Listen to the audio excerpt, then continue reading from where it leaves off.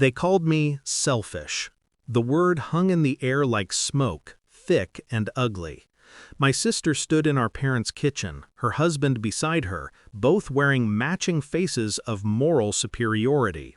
My mother's lips pressed thin, my father's silence condoning everything they said. I didn't shout, I didn't defend myself. I just looked at them, all of them, and realized the truth I'd ignored for years. They weren't family anymore. They were debt collectors wearing smiles.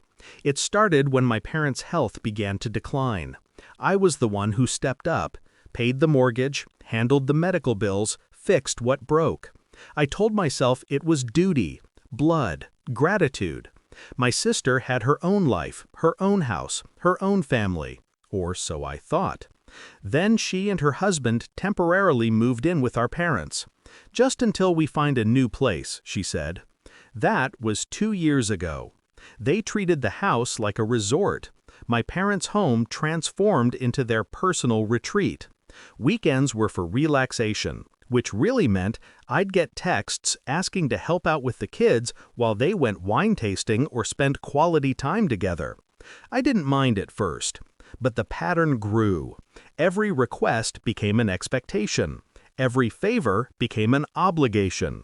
And when I finally said no, that was the day the word selfish was born. They wanted me to babysit their kids for a whole weekend. No emergencies, no reasons, just, we need a break. I said I had work. They laughed, said I was too uptight, that my money obsession was why I didn't have a family of my own. I remember the exact moment my father spoke. His voice was calm, deliberate, final. Family helps family, Nora. That was it. No thanks for the years I'd kept their lights on, no acknowledgement of the money I'd funneled into that house, just that single, loaded sentence.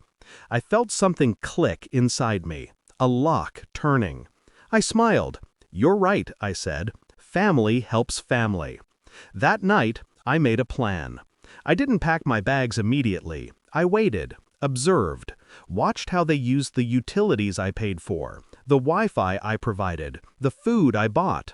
My sister's husband bragged about his new truck, financed, of course, while my parents thanked him for helping around the house. I listened, I learned. Then, quietly, I started pulling threads. First, I rerouted the mortgage and utilities, every automatic payment tied to my account back into my name only. It took a few clicks. Then I called the bank and transferred the joint emergency fund into a separate account, one only I could access. I didn't take what wasn't mine. I just stopped paying for what wasn't my responsibility anymore. Then came the power bills, the property taxes, the insurance renewals. My name disappeared from everything. Their world kept spinning, unaware the clock was ticking down. The first call came 2 weeks later. My mother, panicked. "The lights went out, Nora. Do you know why?" I told her calmly. "Probably a billing issue. I'll check." I didn't. The next day, my sister texted. "The internet's down. Can you fix it?" I replied, "Ask your husband. Family helps family." It took them a month to realize how deep their dependency ran.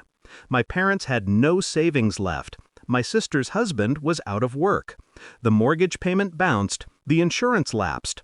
My father finally called me, his voice smaller this time. "Nora, we didn't realize how much you were doing." I said nothing. Silence, after all, was the only language they'd ever taught me. When I moved out, I didn't tell them where I was going.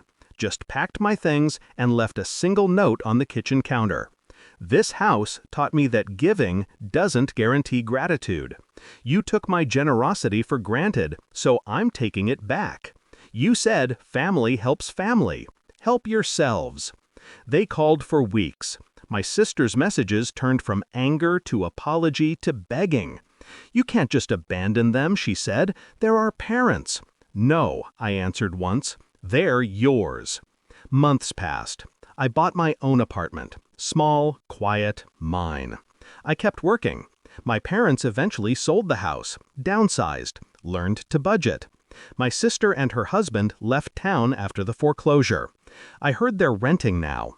Sometimes guilt tries to visit me. I let it knock, then let it leave.